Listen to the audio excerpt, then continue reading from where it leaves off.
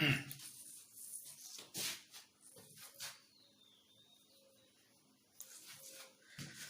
Hello बच्चों, आज बात करेंगे वैद्युत फ्लक्स पर। क्या होता है वैद्युत फ्लक्स? इंग्लिश में बोलते हैं इसको इलेक्ट्रिक फ्लक्स और हिंदी में वैद्युत फ्लक्स। क्या होता है वैद्युत फ्लक्स? यदि हमारे पास कोई आवेश है और इससे निकलने वाली वैद्युत बल रेखाएं इस प्रकार हैं, निकलने वाली विद्युत बल रेखाएं इस प्रकार हैं। यदि कोई हम पृष्ठ लें और उस पृष्ठ को यहां पर रख दें, जितनी विद्युत बल रेखाएं इस पृष्ठ से गुजरेंगी अथवा क्रॉस होंगी, वह इस पृष्ठ से बद्ध वैद्युत फ्लक्स कहलाता है। इसे फाई ई से व्यक्त करते हैं। जितनी बल रेखाएं इस पृष्ठ से गुजरेंगी, यह इस पृष्ठ से गुजरने वाला वैद्युत फ्लक्स कहलाता है। ठीक है, तो परिभाषा कैसे दे सकते हैं? वैद्युत क्षेत्र में उपस्थित किसी पृष्ठ से गुजरने वाली वैद्युत बल रेखाओं की संख्या को विद्युत फ्लक्स कहते हैं और इसे फाई ई से व्यक्त करते हैं। यदि हमारे पास कोई पृष्ठ इस प्रकार है और वैद्युत बल रेखाएं इस प्रकार गुजर रही हैं, यदि हम इसका कोई अवयव लें जिसका क्षेत्रफल dA है और इसका क्षेत्रफल सदिश dA वेक्टर है, ये गुजरने वाली रेखाएं E वेक्टर है, तब इस छोटे से अवयव से गुजरने वाला flux d phi E is equal to E vector dot dA vector होगा। तो क्या कह सकते हैं? एक छोटे से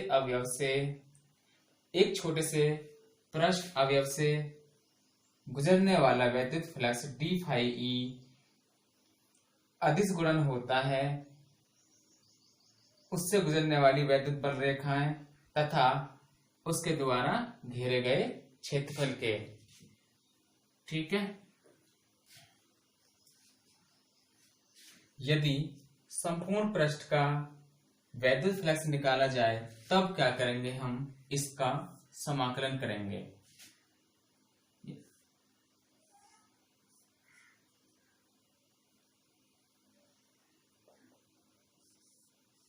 D phi E is equal to समाकलन का sign E vector dot dA vector. ये क्या हो जाएगा? Phi E is equal to समाकलन E vector dot dA vector.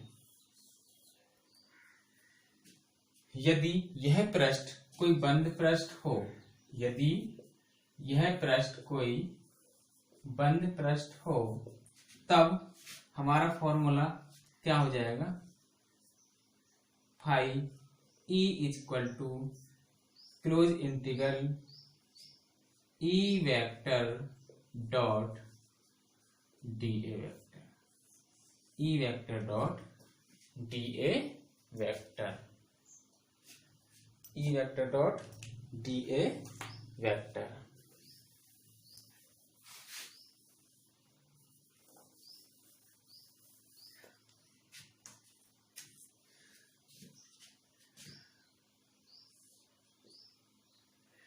यदि वैद्युत बल रेखाएं या वैद्युत क्षेत्र E वेक्टर तथा क्षेत्रीय वेक्टर dA वेक्टर के बीच कोण थीटा हो, तब E vector dot d A vector is equal to E dot d A cos theta d A cos theta.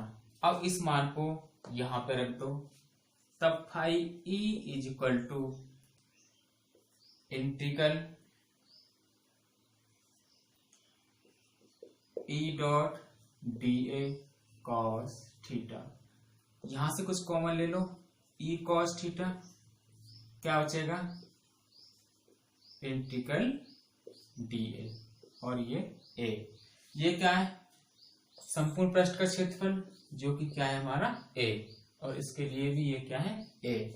तो क्या हो जाएगा E cos theta into A, और इसको ऐसे भी लिख सकते हैं E dot A cos theta, या phi is equal to E vector dot A vector. ठीक है,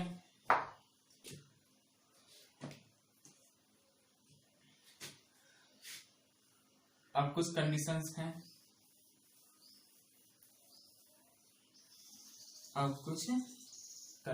हैं, फर्स्ट,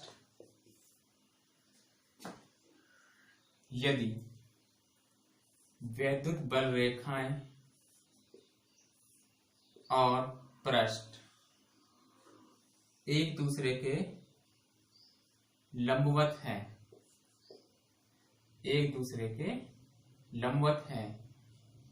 तब थीटा बराबर 0 डिग्री, इसलिए phi E is equal to E A. कहां से phi E is equal to क्या होता है E dot A cos theta, यहां पे रखो इस मान को। सेकंड कंडीशन, जब वैद्युत बल रेखाएं या वैद्युत क्षेत्र समान दिशा में हो,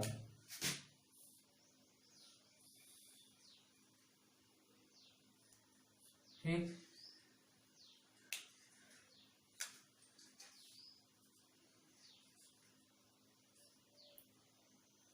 तब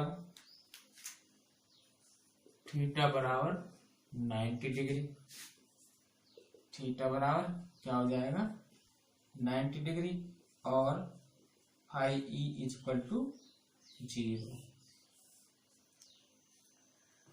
phi E is equal to 0।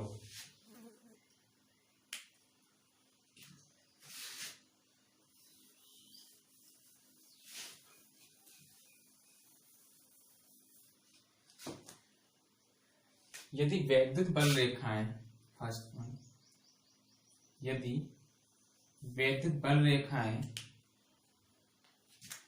किसी पृष्ठ में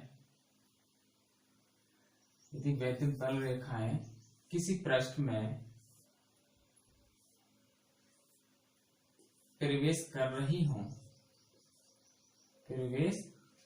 हों, तब फ्लक्स फाई ई ऋणात्मक होगा, और यदि वैद्युत बल रेखाएं बाहर निकल रही हों, तब फाई ई धनात्मक होगा। ठीक है, जब वैद्युत बल रेखाएं किसी पृष्ठ में प्रवेश कर रही होंगी, तब फाई ई ऋणात्मक होगा, यानी कि वैद्युत फ्लक्स ऋणात्मक होगा, और यदि किसी पृष्ठ से निकल रही होंगी तब फाई ई धनात्मक होगा।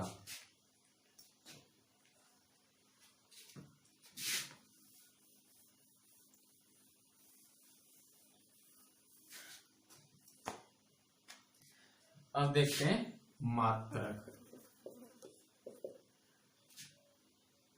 फाई ई इक्वल टू क्या होता है, ई ए, और ई इक्वल टू होता है एफ अपॉन क्यू। ठीक है, तो ये क्या हो जाएगा, newton A metre square upon Q coulomb. ठीक है, मात्र क्या हो जाएगा, न्यूटन मीटर स्क्वायर प्रति कूलम। विमा, बल की विमा लिखो M L T minus 2, A की विमा एल की 2 अपॉन कूलम की विमा ए टी। कूलम मतलब आवेश की विमा। टोटल को मिला के लिख दो, क्या हो जाएगा, एम एल की 3 और टी की -3 और ए की -1।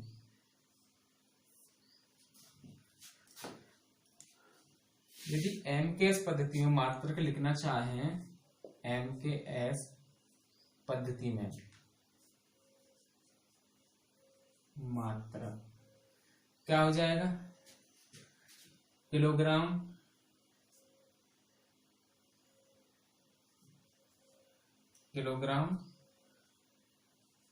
मीटर की 3 और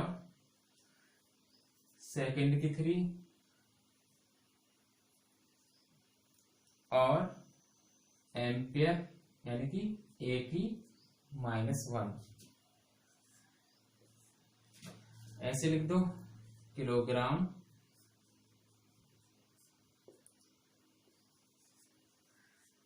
मीटर की 3 और सेकंड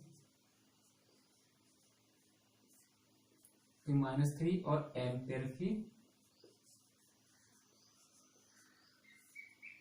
-1।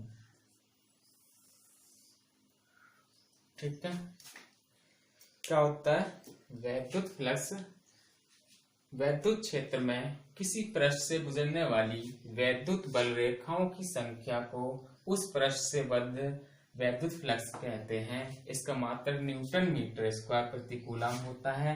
एम किस पद्धति में, किलोग्राम मीटर की पावर 3, सेकंड की -3, एम्पियर की -3 होता है, -1 होता है, सॉरी।